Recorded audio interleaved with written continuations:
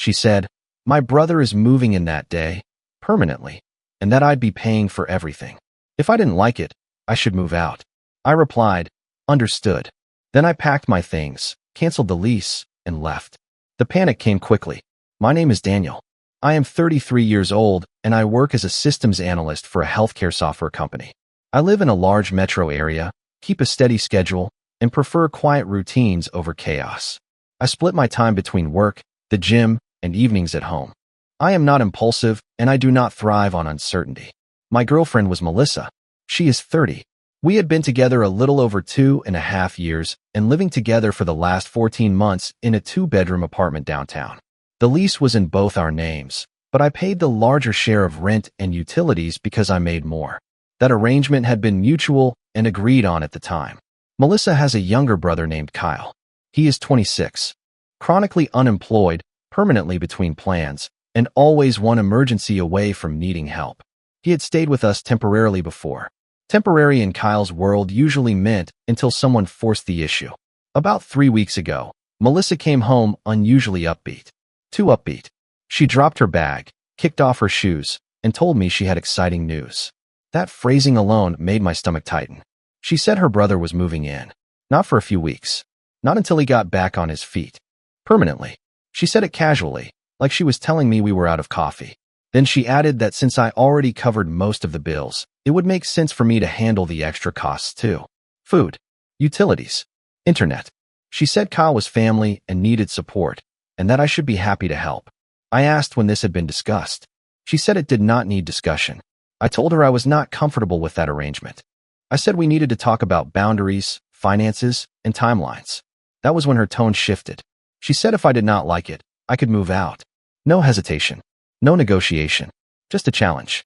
I looked at her for a long moment and realized she was not bluffing. She expected me to cave. I told her one word. Understood. She laughed like she had won.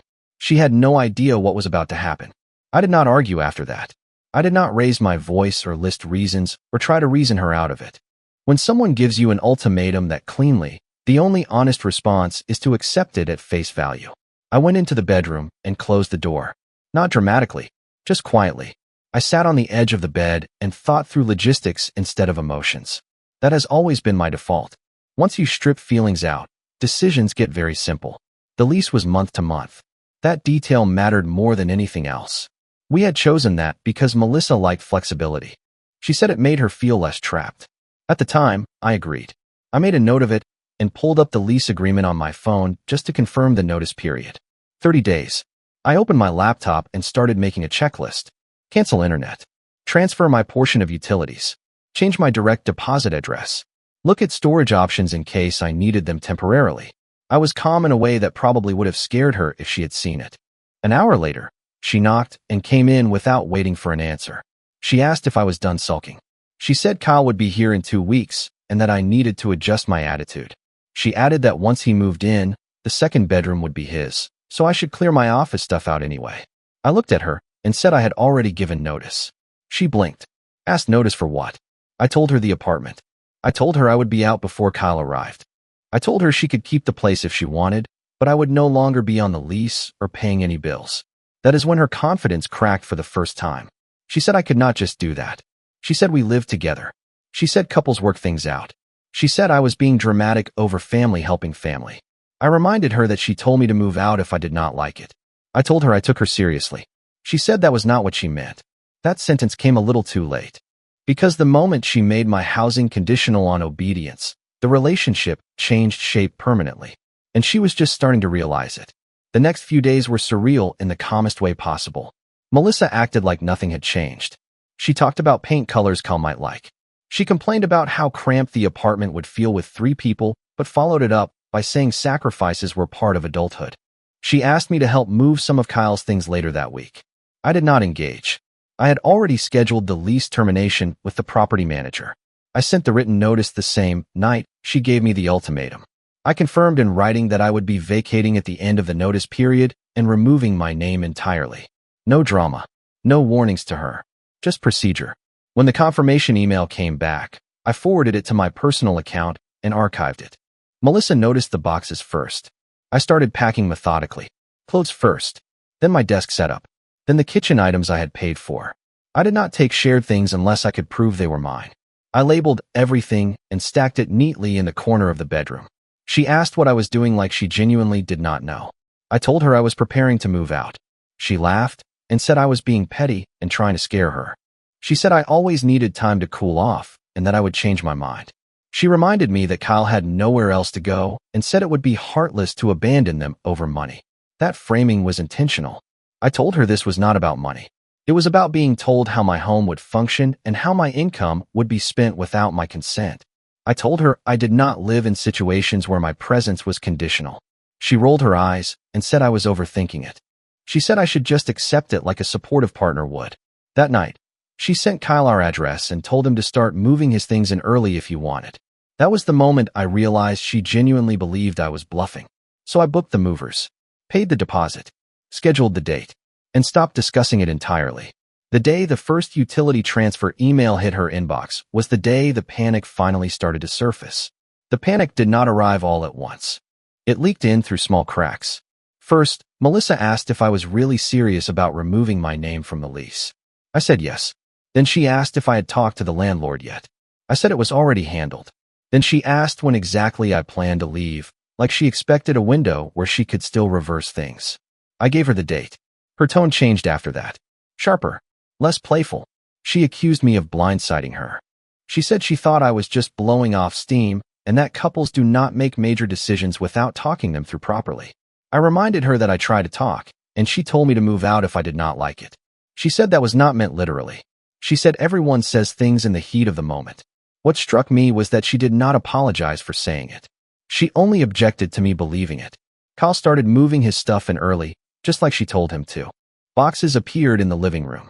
A mattress leaned against the wall. He did not say much to me, just nodded and acted like he already lived there. I stopped using the common areas. Melissa noticed. She asked why I was being so cold. She said I was making things awkward on purpose. She said I was punishing her. I told her I was disengaging, not punishing. The night Kyle officially stayed over for the first time, Melissa tried a new approach. She brought up finances. She said rent would be tight without my contribution. She said Kyle was looking for work, but that it might take time. She said maybe we could revisit how things were split. That was the first time she asked instead of told. I told her my finances were no longer part of the equation. She stared at me like I had spoken another language. She asked if I really planned to leave her to deal with this alone. I said she made the plan without me, so yes. That night, she cried for the first time. Not because she missed me, because the math was starting to look very real. The crying did not last long. By the next morning, Melissa had switched back to anger, which was always her default when vulnerability did not get the result she wanted. She told me I was abandoning her. She said I was choosing money over love. She said I was heartless for leaving her brother in a bad situation. I did not argue with any of it. I was already packing the last of my things. Books, clothes I had left in the closet, the kitchen knife set I bought when we moved in. I left behind anything that was genuinely shared. I was not trying to win a property dispute. I just wanted out clean. She hovered while I packed, making pointed comments. She said Kyle felt uncomfortable with the tension. She said it was unfair that he had to witness this. She said I was creating instability in the household. That word again, household, as if I was still part of it. I reminded her that she had already redefined the household when she made unilateral decisions about who lived there and who paid. I reminded her that she told me to leave if I did not like it. I told her I was doing exactly what she asked. She snapped and said I was twisting her words. I asked her a simple question. If I had agreed to everything, would she be calling this twisting or compromise?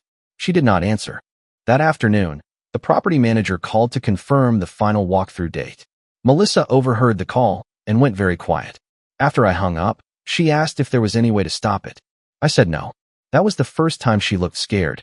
Kyle, meanwhile, had started treating the apartment like his. He left dishes in the sink, took over the couch, asked Melissa what was for dinner like it was a given she would cook. I watched her absorb it in real time. The support she thought she was providing was already becoming obligation. That night, she tried one last tactic. She told me we could talk about boundaries again. She said maybe Kyle could contribute later. She said maybe this did not have to end the relationship. I told her it already had. Because once someone tells you your home is conditional, there is no version of going back that feels safe. The movers were scheduled for the following week. and the panic was just getting started. The movers arrived on a Tuesday morning. Melissa thought that was still a bluff too. She did not believe anything was real until strangers showed up and started disassembling furniture. The moment the first box was loaded onto the dolly, her tone changed completely. She asked if we could talk privately. I stepped into the bedroom with her and closed the door. She immediately softened her voice and said this was all getting out of hand. She said she never expected me to actually leave. She said she thought I loved her enough to adjust. I told her that love does not mean surrendering agency. I told her that I do not stay in places where my housing and finances are treated like leverage. She said I was making a huge mistake. She said relationships require sacrifice. She said she would never have done this to me. That last part was not true, and we both knew it. Then she pivoted. She said Kyle could move out later. She said maybe he could stay with a friend instead. She said maybe we could pause everything and reset. I asked her why those options only appeared once I was leaving. She did not have an answer. When I walked back into the living room, Kyle was sitting on the couch scrolling on his phone while the movers worked around him. He did not acknowledge me. He did not help. He did not offer to move out of the way. That image told me everything I needed to know about how this arrangement would have gone. As the last of my things were loaded, Melissa followed me outside. She asked where I was going. She asked if I was really ending everything over this. She said she could not believe I would just walk away. I told her I was not walking away. I was leaving exactly when she told me to. When I got into my car, my phone buzzed immediately. A message from her saying she did not think I would actually do it. That sentence stayed with me, because it explained the entire situation. She did not think my boundaries were real. She thought they were decorative. By the time I drove away, the panic had fully set in. The first night after I left, my phone did not stop buzzing. At first it was anger again. Long texts about betrayal. About how I embarrassed her in front of Kyle. About how real partners do not abandon each other when things get hard. She accused me of ruining her plans and making her look irresponsible. Then the tone shifted. She asked practical questions she should have asked weeks earlier. When the rent was due. If I had already transferred utilities. If I was really off the lease, or if that was reversible. She asked if I could still cover my share for one more month until Kyle figured something out. That was the panic talking. I replied once. I told her my obligations ended the day I moved out, and that the lease cancellation was final. I told her she needed to talk to the property manager directly. After that, I stopped responding.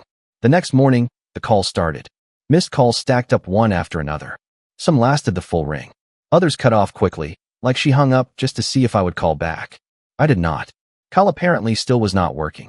Melissa texted to say he was stressed, that the pressure was getting to him, that this was not what she expected it to feel like.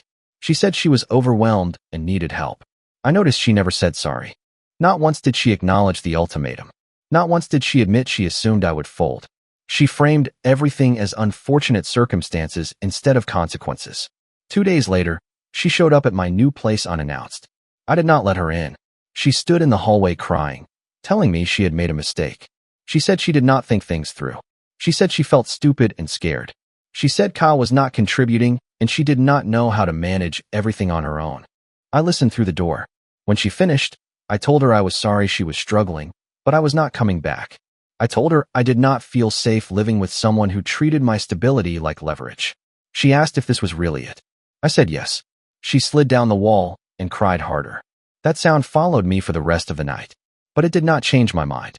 Because panic does not undo disrespect. And fear does not equal accountability. Over the next week, the situation unraveled fast. Melissa started texting less emotionally and more desperately. She sent screenshots of bills, rent reminders, utility balances. She said the apartment suddenly felt too big and too quiet. She said Kyle was sleeping all day and staying up all night. She said he promised to look for work, but somehow never left the couch. She told me she felt trapped. That word landed differently this time. This was the same apartment she said I could leave if I did not like her rules.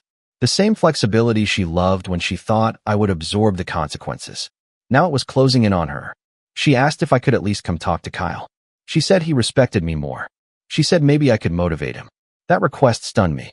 I reminded her that I was never his parent, his provider, or his buffer. I told her she chose this arrangement, and I respected her choice by removing myself from it. She said she felt abandoned. I said she felt consequences. Around that time, I found out through a mutual friend that Kyle had already told people the apartment was basically his now, that he planned to stay long term. that Melissa had agreed to support him until he figured things out. I thought back to the night she laughed when I said understood. She had mistaken compliance for weakness. The property manager called me to confirm the final paperwork was complete. My name was officially off everything. I forwarded the confirmation to my email and archived it without a second thought. That night, Melissa called again. Her voice was different. Flat. Tired. She said she did not recognize her life anymore. She said everything felt out of control. I told her that control was never something you get by issuing ultimatums. It is something you maintain by respecting the people who help hold